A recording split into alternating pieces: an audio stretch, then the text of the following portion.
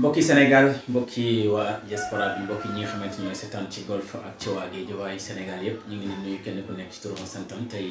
am mbégte fi ñu ñëw fii Actu SN24.com di dalal ki nga xamante ni mooy Ibrahima Kalidou Mbodj nekk candidat ci élection locale 2022 ci commune de Golf Ibrahima Kalidou laay salaamaaleykum. waaleykum salaam kilifa gi maa ngi lay nuyu di nuyu ñëpp ñi nga xam ni ñoo ñuy seetaan au niveau national comme au niveau international di kontaan bu baax a baax ci seen invitation di nuyu Actu SN24 yëpp yi nekk ci Sénégal ak ci diaspora bi waaye di nuyu xalif généraux yi nekk ci réew mi Serigne Mountakha Mbacké ci Touba Serigne Babacar Sy Mansour ci Tivaouane Serigne Cheikh Omar Soumboulou ca Fass Kahone Serigne Maye Niass ca Kaolack Serigne Doudou Makhtar Laye ca Cambérène di nuyu xalif généraux yi nekk ci réew mi yëpp waaye di nuyu population Parcelles Assainies unité 5 bi ma dëkk population commune de Golf Sud population département bu Guédiawaye population région bu Dakar waaye sénégalais ak sénégalaises fépp fu ñu mën a nekk ci biir réew mi ak ci bitim réew maa ngi leen di nuyu di leen ziar. waaw macha allah mbokk yi kooku mooy Ibrahima Kalidou Mbodj nekk candidat ci élection locale yi fi nga xamante ni maire commune de Golf. dañuy ñëw ci présentation bi nga xamante ni ñoom xam nga kan la Ibrahima Kalidou Mbodj. waaw question boobu nag dafay jafe tontu ndax dafa jafe lool ci suñu jamono ngay wax ci sa bopp waaye Ibrahima Kalidou Mbodj ñu xam ni ndaw la mu juddoo fu ñuy tuddee Parcelles Assainies unité 5 Parcelles Assainies unité 5 bokk ci commune bu Golf Sud donc Ibrahima Kalidou Mbodj ndaw lu juddoo la commune bu Golf Sud màggee fi yaroo fi defee fi lépp maanaam jàngee fi amee fi entrée en sixième amee fi BFEM amee fi bac ba yàlla dogal mu dem jàngi université Gaston Berger waaye yàlla dogal ne yàgguñu fa def nañ fa 2 ans suñu deuxième année lañ fa quitté ñëw Dakar ñu continuer suñu formation en génie logiciel administration réseau waaye am itam ay lijaasa ci wàllum communication yàlla dogal itam ñu liggéey ci ay structures yu xaw a takku fu ci mel ni réseau paix et sécurité pour les femmes de l'espace CEDEAO nga xam ni maa yoroon seen communication beneen bi itam nekkoon directeur exécutif compagnie bu mag bu ñuy tuddee Solidarité internationale pour le développement du Sénégal Solides waaye nekkoon itam comité manager benn entreprise bu ñuy tuddee Empire du Trade ñu liggéey ci wàllum bitcoin wàllum li ñuy tuddee trading forex ak yu bare waaye yàlla dogal itam bi ñu juddoo ba tey ñu am taxawaay ci suñu gox depuis ñu am fukki at ak juróom ñuy taxaw ci lépp li nga xam ni moom la ñu jàpp ni mooy doxal suñu gox ci wàllum association de jeunes ci wàllum développement communautaire ci wàllum santé ci wàllum environnement ci wàllum éducation yàlla def na man maay chargé communication conseil communal de la jeunesse bu Golf Sud nekkoon secrétaire général ASC ASPA bi ma dëkk waaye nekk ba tey secrétaire général national alliance des jeunes entrepreneurs leaders du Sénégal ñuy wër réew mi ci biir Sénégal yëpp de Saint-Louis à Touba Ziguinchor fu ci nekk ñu taxaw fa di jàppale wala di taxaw ndawi Sénégal ci fànn bépp. merci beaucoup mbokk yi comme mooy Ibrahima Kalidou Mbodj nekk candidat ci élection de la commune de Golf Sud dañuy ñëw kañ nga dugg ci politique. waaw bi may dugg ci politique 2014 la amaguma sax BFM ndax yàlla dafa dogal ma juddu fekk suma waajur au delà de li mu nekk un officier liggéey bu baax a baax ci commandement Sénégal. nekkoon port autonome de Dakar nekk commandant liggéey 40 ans de service waaye nekkoon itam un acteur politique parce que nekkoon na lundi 7 octobre 1968 le dugg parti socialiste donc milité ak président Senghor milité ak président Abdou Diouf milité ak président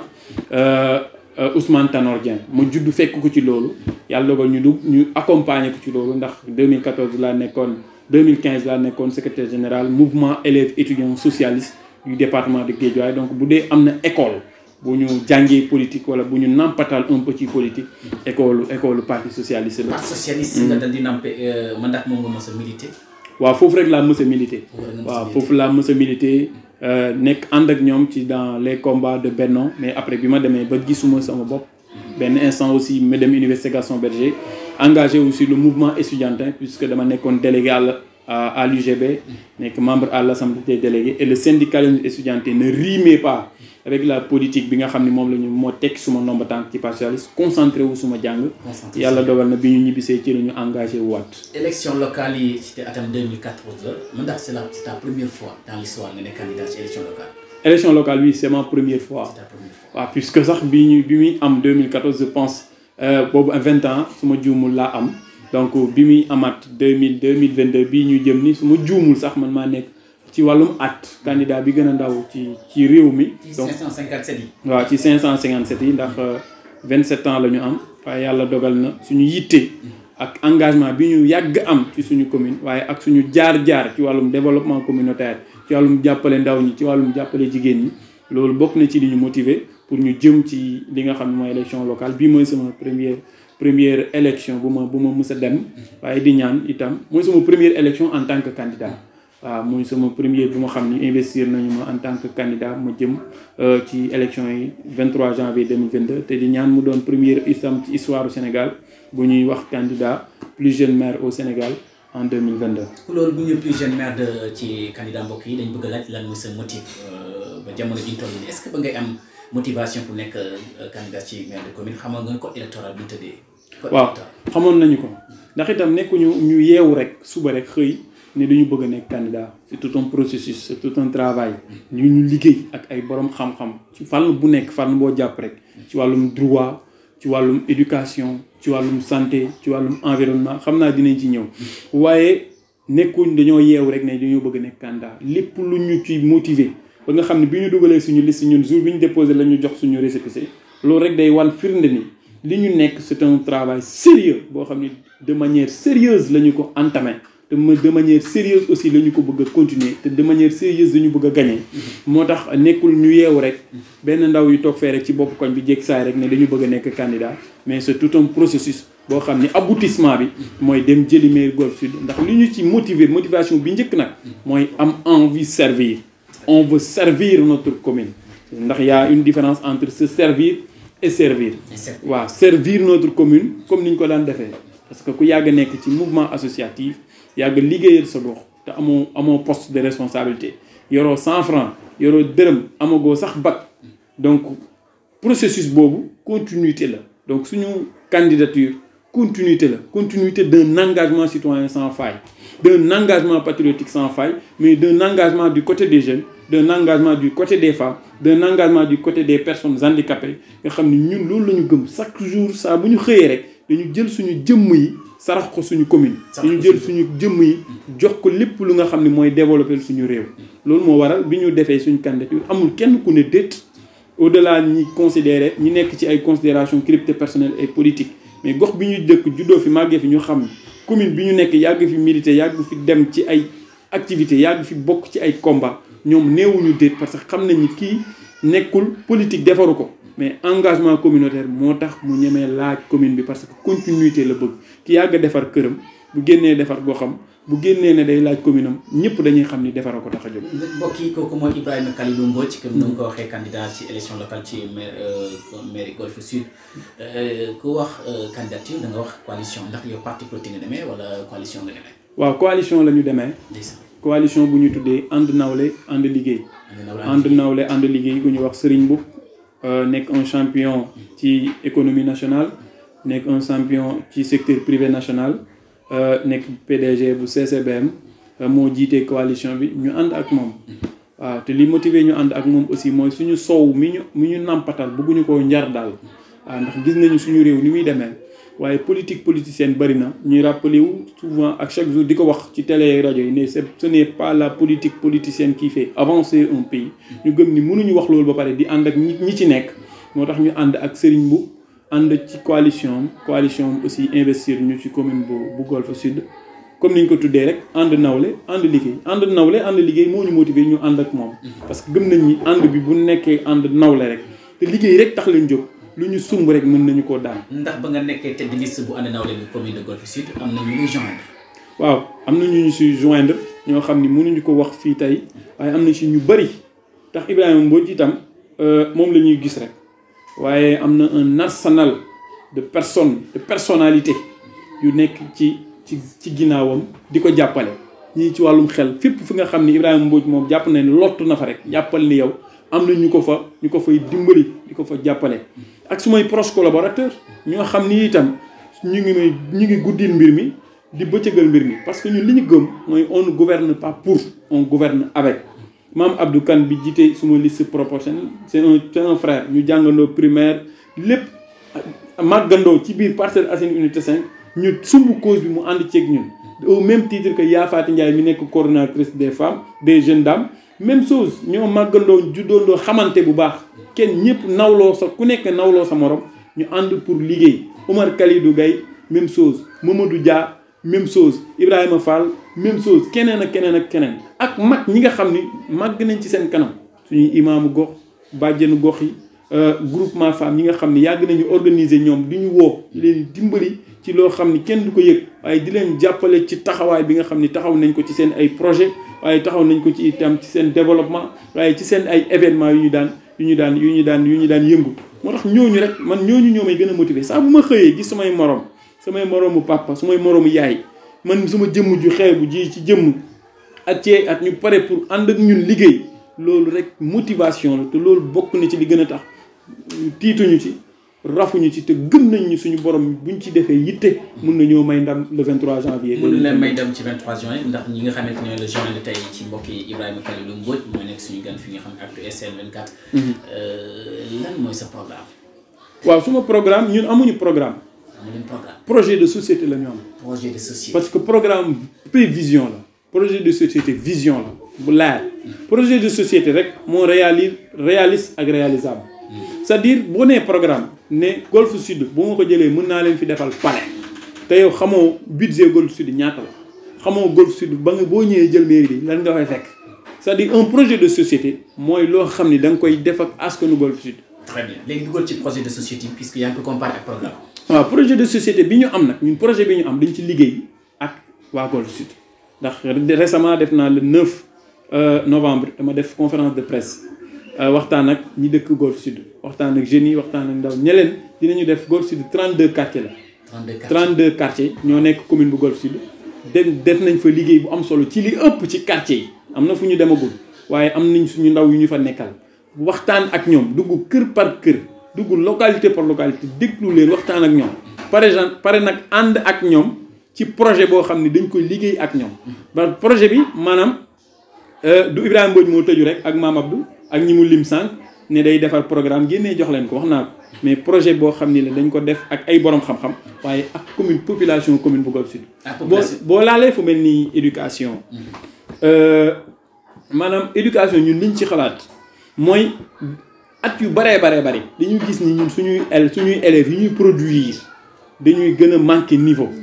te ñun suñu mission jamono ji ñi yor localité yi dafa war a nekk ci élever seen niveau. yëkkati un peu seen niveau d'éducation te loolu du enseignement kese parce que ñun suñu problème mooy dañuy basé wu rek ci enseignement jox xale bi information waaye collectivité territoriale ban taxawaay la war a mën a am ba xale bi mën a am xam-xam ñun ci xalaat mooy d'abord environnement adéquat bi maanaam environnement wu commune Golf Sud il faut ñu def ko environnement boo xam ne xale bi mën na fi am xam-xam offrir ko des bibliothèques municipales des cyber municipales yoo xam ni dinañu fexe ba 14 écoles élémentaires yi nekk commune bu Golf Sud yëpp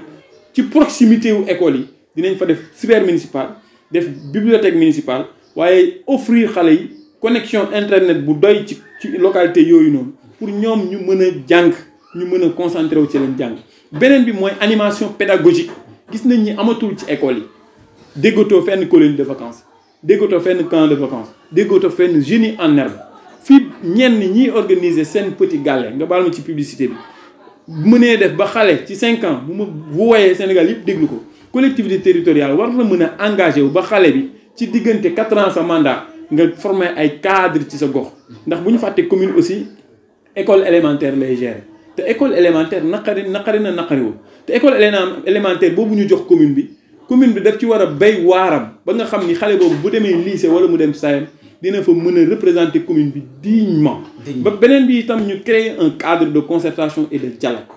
cadre de concertation et de dialogue ñi koy composé ci wàllum éducation ci commune bi mooy nekk inspecteur d'éducation yi mooy nekk ñi nga xam ni mooy maître coranique yi mooy nekk ñi nga xam ni aussi ñooy bàjjenu gox yi mooy nekk ñi nga xam ni benn plateforme bu ñuy créer bu tuddee jeunes porteurs de dynamique communautaire ñooñu dañuy composé cadre boobu di saytu saay fu ñu toll ci doxalin ak taxawaay bi nga xam ni war nañu ko am ci commune bu Golf Sud entre autres projets yoo xam ni gëm nañu ni bu ñu ci liggéeyee ci wàllum éducation pas ñuy continuer di tabax école yi muy gën a rafet waaye dañuy continuer di tabax xale bi muy pare pour ci wàllum xel pare ci wàllum xam-xam waaye mu bëgg jàng ñun ci suñu projet de société bi ñu ànd ak commune bu Golf Sud loolu lañ ci liggéey te liggéey bi tàmbali nañ ko ak ñoom te xam naa ni 23 janvier bu ñu jëlee mairie bi Golf Sud yëpp dinañ gis ni seen ay doom nekk nañ ci yeneen loxo. am na wutee mbokk yi Ibrahima Kalilou Mbodj moom projet la teg ci table. mais ñeneen ñi ñoom ay programme man da xam nga coalition Benno Bokk Yaakaar bi nga xamante Lat Diop moo ko jiitee Aïda Sow Diawara nekkoon fii seen liste bi ay ministre de la jeunesse nekk ci. ay kàngam mais est-ce que loolu poids boobu yaa ngi koy mesurer. waaw laataa ñu ñëw ci poids boobu xam nga projet de société bi nekkul kese éducation. waaye xam naa lépp du fi xaj. am na santé am na sport et loisir am na projet yoo xam ne ñu ngi koy liggéey ak jeunes ak femmes yi surtout loolu. parce que suñu réew dañoo jàpp ni femme dafa war a toog gis nga lu dox fii ci àdduna bi jigéen moo ko doxal. ñun jamono yi xaaruñ sax ba am mairie bi jamono yi may wax ak yow ñu ngi liggéey ak groupement femmes yi fexe ñoom ñu am ay këyit fexe ñoom ñu ngi liggéey ak ñoom ci seen ay projet commencé nañ ko bind pour d'abord ñu am projet yoo xam ne ñoom ñoo koy doxalal seen bopp. gis nga boo demee Touba man di nekkoon naa directeur exécutif Solidarité internationale pour le développement du Sénégal compagnie boobu ay groupement femmes yu bari ñoo ci daje. groupement femmes yi ci seen liggéey fexe nañ ba am ci usine café fexe nañ ba am ci usine ndox fexe nañ ba am ci ñaari magasin ci biir Touba ci liggéey rek la ñu ko teg te ñun fii léegi approche bi ñu am ak groupement femmes mooy élection jot nga ñëw dugal dara ci leket bi rek dem. ñun nag approche boobu bu ñu ñëwee dañu koy changer ci wàllum santé aussi santé communautaire ñun la ñu gëm. localité yëpp dinañ fa def lu ñuy tuddee maison communautaire ay nit ñoo xam ne ci wàllum santé li ñuy liggéey di fa nekk en permanence parce que ci 21e siècle nekkatul xam-xam nga romb 500 kër pour faju ñun loolu la ñu gëm entre autres choses yoo xam ne ci sport ci loisir ni suñu programme mi ngi war a génn dans quelques heures ñëpp dinañ ko gisandoo waaye lépp xajul ci entretien bi nga xam ni am nañu ko donc xam naa ni fii la ñuy fanaan parce que liggéey la boo xam ni dañ ko liggéey de manière sérieuse moo tax duñu ci tâtonner moo tax itam lépp nekk yéene bu ñu yéene golf waaye liggéey bu ñu def ak waa golf parce qu'on ne gouverne pas pour golf on gouverne avec golf. projet de société nga proposé ñoom teg ñi teg programme. Benno Bokk Yaakaar Lat Diop ñëw day continuer li nga xamante moom la fi Aïda Sow Diawara def te ñu bokkoon coalition Benno Bokk Yaakaar. lan waaw yow da nga ne continuer gis nga booy continuer da ngay continuer lu baax c'est-à-dire booy continuer da ngay continuer lu baax. lu baax waaw kon ñoom defuñu lu baax. yow non c'est-à-dire ku yeewoo commune Golf Sud xam nga ni le bilan de notre maman nekkul bilan bu positif parce que bu nekkoon bilan bu positif ce qui est sûr et certain mooy du bàyyi mairie bi amul maire buy def bilan bu baax di wàcc mairie bi di ko jox keneen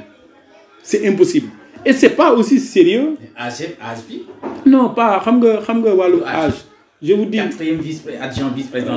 xam nga après ci loolu la ñuy dugg ñoom ci loolu la ñuy dugg mais ñoom dañoo xeex madame honorable député dafa wàccoon campagne dafa demoon pré-campagne dafa yéene woon bu dul woon pression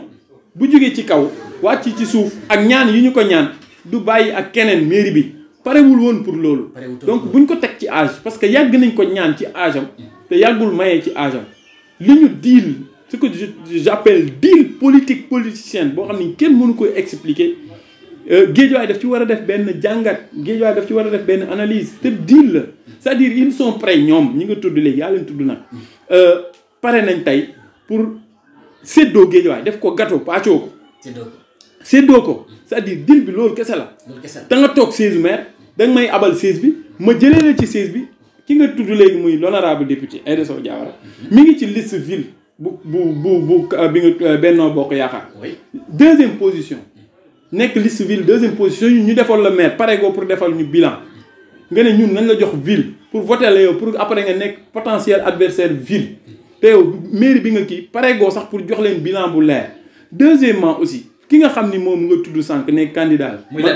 man pour man yaa ko tudd man pour man sa candidature c'est légitime mais c'est pas crédible. C'est légitime mais c'est pas crédible. C'est pas crédible. amul benn crédibilité. parce que tout simplement moom dafa nekkoon candidat en 2014 en ville. nekk président Guédiawaye football club. nekk directeur de l'ONAS loterie nationale du Sénégal. kooku yow bu toogee tey demoon élection imagine Amadou Ba demoon élection mairie Dakar élection ñëwaat mu ñuy laaj Parcelles Assainies mais xel war ko nangu mais loolu ci politique politicienne. da ngay bëgg a quitter A dem Z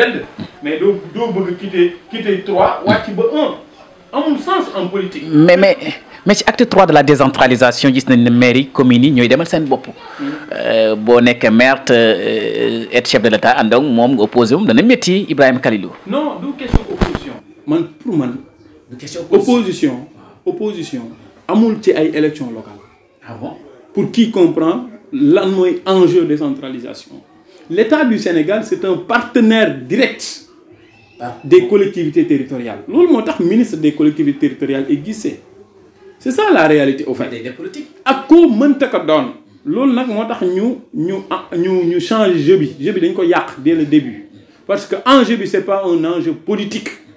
maire yi bu yàgg ne ban maire nga gis politique doxal ko Sénégal sax politique doxalu ko li ñu dal yépp 2021 bi politique politicienne moo ñu ko teg.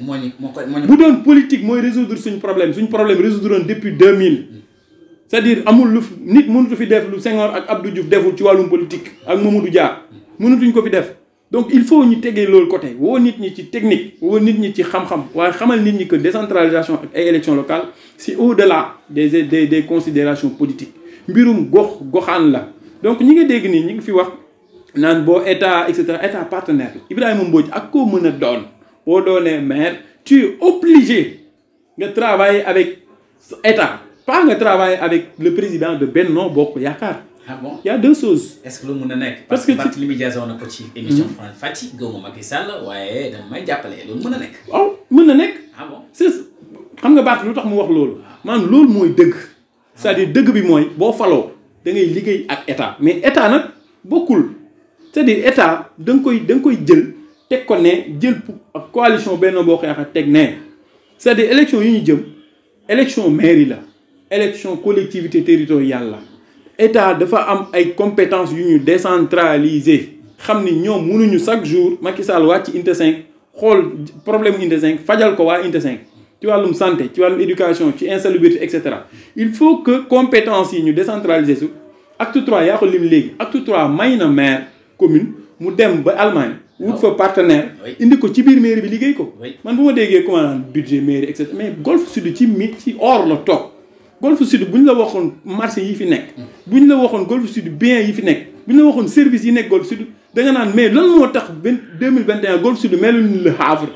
parce que pàccoo bi moo bari. pàccoo bi moo bari. te li gën a bon xam nga lan la mooy ñuy pàccoo foo xam ne yow leeru la ndax bokku na ci rares sont les habitants de la commune de Golf Sud yu xam ni Cité Faye Sall commune Golf Sud la bokk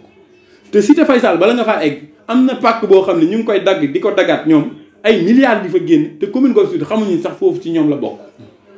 c'est ça qui est grave gis nga commune Golf Sud tey waroon na mën a nekk commune bu extraordinaire boo fi duggee da nga fiy bëgg a duggaat parce que yàlla moo ñu may lu jafe dañ ñu may géej à gauche may ñu ñaay bi àll bi à droite amul bëriwul commune yu am loolu Sénégal. merci Golf Sud bi nekk ci diggante bi. donc bu ñu jël élection yi def ko ci ay élection politique. nit warul am gis nga Barthélémy Dias ennemi la wala adversaire politique la bu Macky Sall mais tey bu jëloon nekk maire de Dakar il est obligé de travailler avec l'État du Sénégal parce que l'État du Sénégal aussi bu ñu fàtte maire boo faloo maire le maire de 2022 dafay am mandat ba 2027 te Macky Sall 2024 le mandat am di jeex. 2024 le mandat am di jeex. entre 2027 ak 2024 3 ans dox na ci. d'accord donc kii bu ko calculer ci jëfu kii daf fiy jógee te kii mandaam day des. léegi da ngay fal maire parce que yow da nga nekk biir APR. waaye léegi yéen waa APR seen magistère bu jeexee 2024 comment est-ce que vous allez faire te li ngeen choix bi ngeen def ngeen tegoon ko ci politique. choix bi ici soit citoyen la. Macky Sall def soit citoyen la. Macky Sall def nu Aïda Sow Diawara dafa pousse abal Lat Diop mu toogaat rek mu continuer rek noonu la ñuy doxalee rek. non léegi est-ce que loolu doxal na réew. d'accord mbokk yi ñu ngi Ibrahima Khalilou Mbodj candidat aux élections locales 2022 ci maire Golf Sud dañuy ñëw ci actualité bu fës rek. jeune nga nekk candidat bu di jeune. ba pare nag léegi sport temps yi fitna bi bëri na ci réew mi rayante rek. làmb ji ray nit ba mu dee football bi noonu lan moo waral loolu en tant que di jeune. waaw xam nga nag suñu réew dafa nekk réew mu dellu ginnaaw pays pauvre c'est-à-dire pauvreté dafa bokk ci baromètre yi waral violence mais ba tey man li ma gëm keroog démb maa ngi ko publier ci samay plateforme di rappeler wu et di ko rendre un vibrant hommage maître Alioune Badara Cissé texte am discours am laa reprendre ci samay plateforme pour rappeler que les jeunes ne perdons pas espoir man li may wax samay moroomu ndaw mooy ne perdons pas espoir d'autant plus que ñun ñooy espoir yi réew mi ñun ñoo gis nga sëñ Cheikh Ahmed Tidiane Sy Maktoum dafa doon wax ni ndaw dafay ñeme jamonoom devant toute génération il y a une responsabilité soit elle la fuit soit elle l'assume en tout cas l'avenir nous jugera ñun li ñu war jamono ji mooy ñu assumer suñu responsabilité ci suñu avenir ci suñu kanam ñu xam ni ñun ñu yàlla nattoo ñu tombé ci li fi am ñun la yàlla nattoo ñu am ay député yoo xam ne dañuy toog assemblée di xeex di saaga nattu la ñun la yàlla nattoo ñu am ñoo xam ne au lieu ñu servir réew mi dañuy servir seen bopp ci réew mi ñun la yàlla nattoo ñu am loolu waaye nattu la nu ñu muñ koo romb ci mbedd mi tey bu la nuyuwul sax bul ko def problème parce que tout simplement problème yi moo bari ci nit ñi c'est-à-dire problème yooyu di bari ci doomu aadama yi moo dem ba transformé wu violence tasaareewu suñu réew l'étudiant aujourd'hui n'est pas content tey université ñëpp a ngi xeex le footballeur n'est pas content tey stade yi ñëpp a ngi xeex jeunes yi en gros moo tax man kaay wax d'accord ma ci ministère de la jeunesse de d'accord ma ci kan lay téye ministère de la jeunesse kan lay diriger kan le jeune c'est l'étudiant puis tutelam nekkul ministère de la jeunesse le jeune c'est l'agriculteur tutelam nekkul ministère de la jeunesse le jeune c'est le tailleur tutelam nekkul ministère de la jeunesse donc ministère boobu amul sens amul benn sens parce que ministère transversal la boo xam ni ñi ngay jiite ñëpp boo nee jeune soit jeune bi mi ngi bokk ci beneen ministère boo xam ni mënuloo benn dara ministère boobu la preuve 23 milliards budget 23 milliards lan la mën ci ndawi réew mi il faut que ndaw ñi ñu bëgg leeloon réew mi li leen koy bëggloo mais ñu servir leen de référence ba pare ñu gëmloo leen ci seen bopp ndaw ñi aussi xam ni violence fajul dara xeex ak xulo réew mi bu ñu ko taalee ñun ñoo fi yeewoo ñu xam ni aussi sport dafa war a dajale nekkul lu war a tàggale ñu xam ni aussi làmb bëre bi ko ñoom mag ñi daan def ñun ci niñ ko xalaatee nekkul woon nii lañ ko daan defee beneen bi aussi ñu defal suñuy xel daal defal suñu xol réew mi bu doon nit dama naan dafa am problème mental ce pays est atteint psychologiquement il faut que réew mi noyyi li koy noyyiloo mooy ñi ci kaw foofu ñu yërëm ñi ci suuf ñi ci suuf aussi gëm seen bopp gëm ni man bu ma yeewoo suba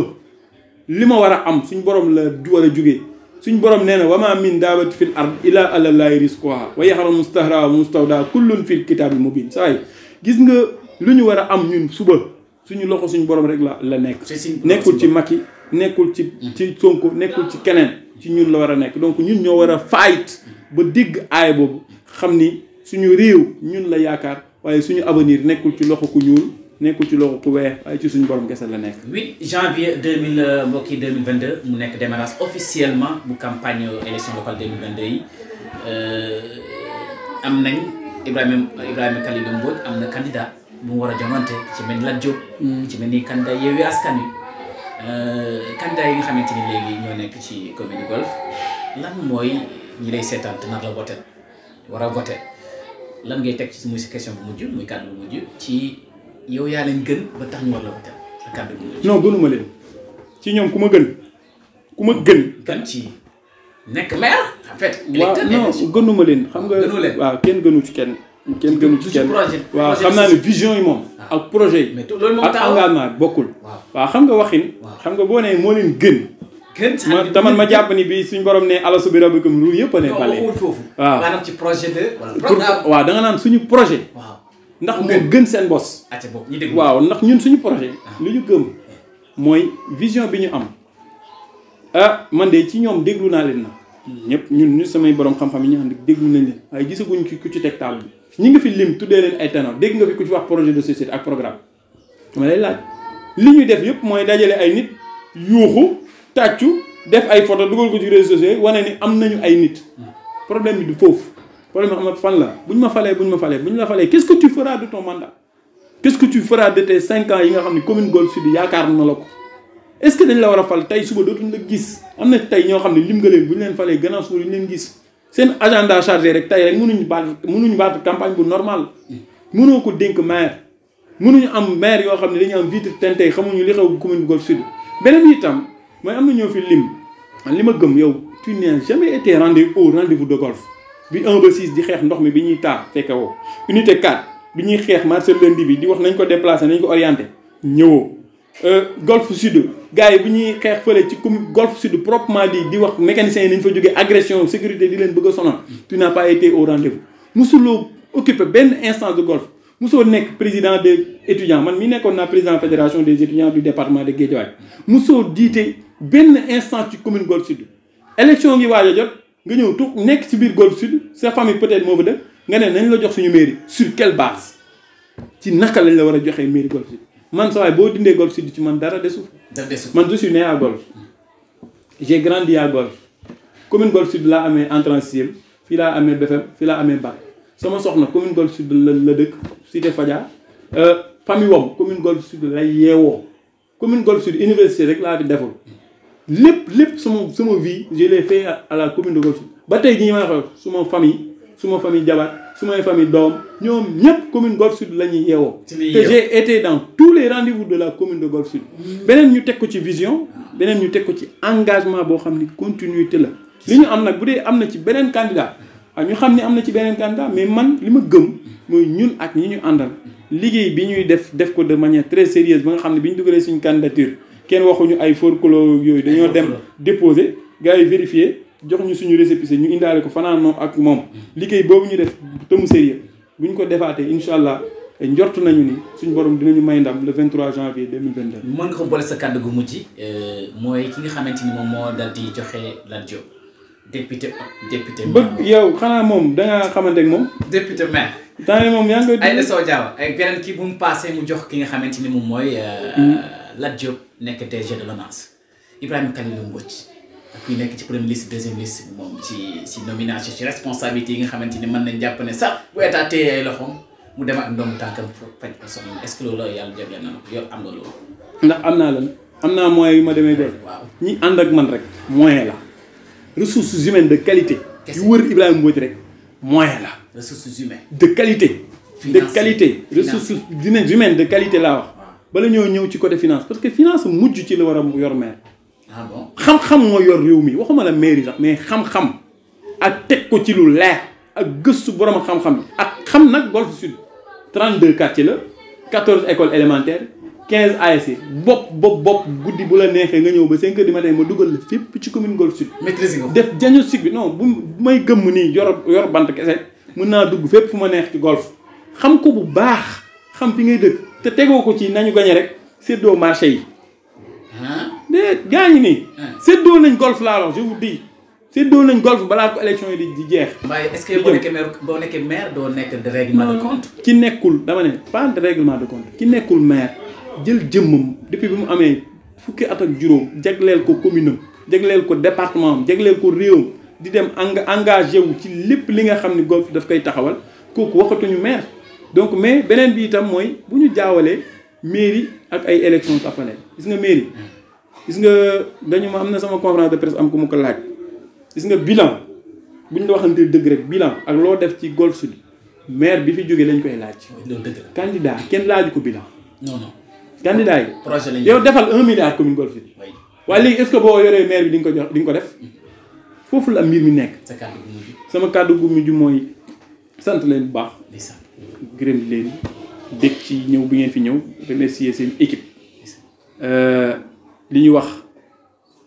suñu diggante ak suñu borom rek lañ ci doon xool am na peut-être lu baax ñu sante ko yàlla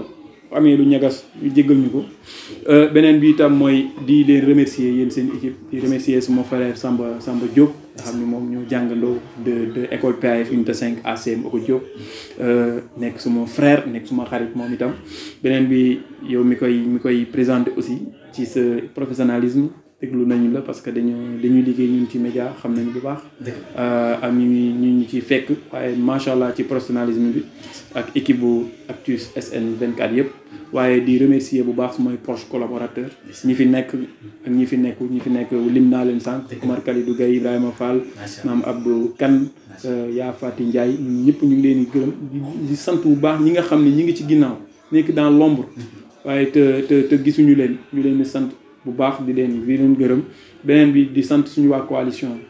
waaw di sant suñu waa coalition Moulay Camara de Sam Notaire Serigne Fallou Diouf de Wakhinane Nimzatt di sant Serigne Mboup itam moom mi nekk di wër ut may bu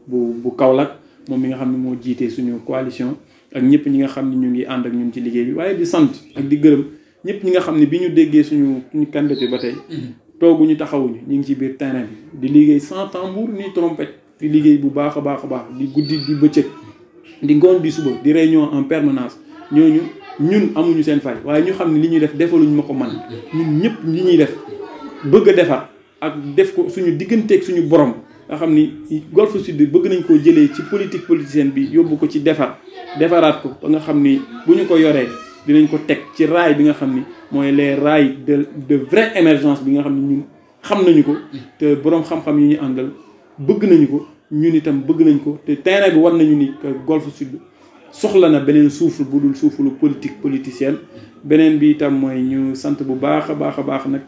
suñu famille toute la famille Mbodj suñu waajur El Hadj Daouda Mbodj ak toutes les populations de la première tranche 1 ba 6 toutes les populations de l'unité 5 des Parcelles Assainies waaye toutes les populations de la commune de Golf Sud di jox ñëpp rendez-vous nag ci campagne yi ñu xam ni dana neex dana yëngu waaye danañ wax xam-xam danañ wax fu ñu dem amul lii laa lay jox lii laa lay dig dañuy déglu nit ñi pare déglu leen fi ñu leen bëgg a jëmee parce que loolu aussi c'est important di ñaan aussi Sénégal jàmm rek am fi waaw ñu tàmbali élection yi bismillahi rahmaani rahim jeexal ko alhamdulillahi rabbil alamin lépp am ci jàmm parce que jàmm nag ci la lépp xaj di wax ni loolu la ñu newoon dinañ ko indi di jox ñëpp rendez-vous dans quelques heures suñu programme suñu projet de société autant pour moi dina génn dinañ ko partager sur l'ensemble des plateformes ak dina am format yu bari vidéo photo et cetera pour ñëpp xam kii di laaj bu jëlee commune Golf Sud fan la ko jëmee loolu laa ne woon dinañ ko daanele di leen sant bu baax di leen gërëm jërëjëf mbokki Sénégal mbokki diaspora bi ak waa Sénégal yi ak ci ñi ngi nekk ci Guédiawaye ak ñi rawati ñi nga xamante ñoo nekk ci Golf Sud yi électeurs yi di fal ak di fol Ibrahima Khalil Mbodj def na déclaration bi en exclusivité fi nga xamante ni Actu SN 24 di gërëm suñu réalisation bi Samba Diop ak Lay Cissé mu ngi noonu yàlla ngeen dem ak moom yàlla na yàlla jàppale merci beaucoup à la prochaine.